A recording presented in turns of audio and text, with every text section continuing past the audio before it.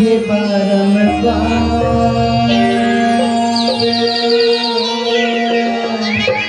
सभा बीच पहुँचो देवा परत हवन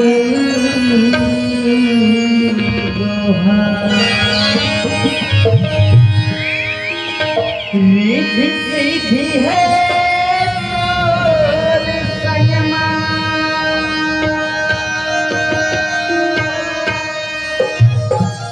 और बिजली बिना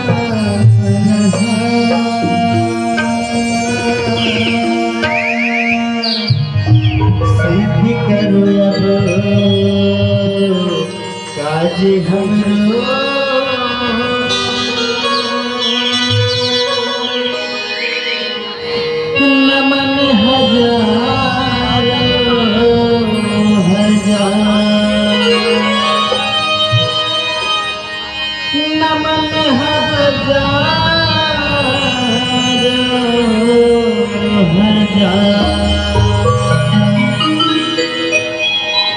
गौरी के ललना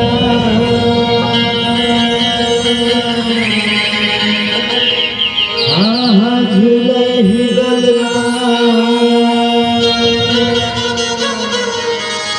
देवा पुण्यवता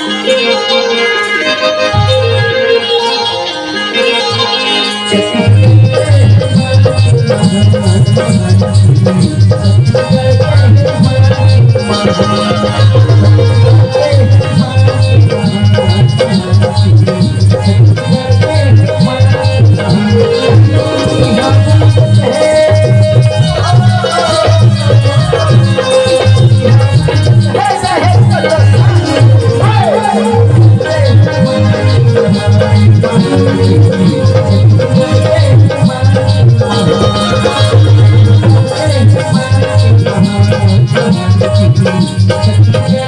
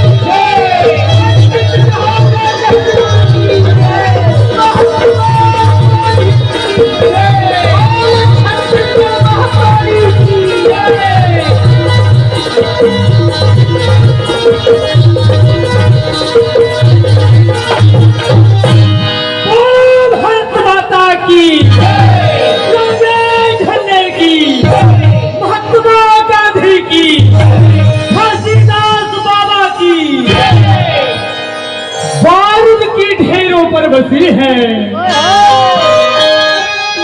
बारूद की ढेरों पर बसी है, समुद्र पे सफर करते हैं। हम जानते हैं रास्ते में हमारा मौत है, पर भी वहीं से गुजरा करते हैं, और कसम है इस धरती माँ की, हम भारत माँ के बेटे हैं और इसके गोद में पले हैं। इसके लिए हमें गर्व है और हम आजादी बर्बाद होने नहीं देंगे। हम गिर जाएंगे किंतु गिरने न देंगे देश के निषाद को। हम गिर जाएंगे किंतु गिरने न देंगे देश के निषाद को। हम मर मिट जाएंगे किंतु मिटने न देंगे हिंदुस्तान को। हो जीवन की सबसे पहले हिंदुस्तान की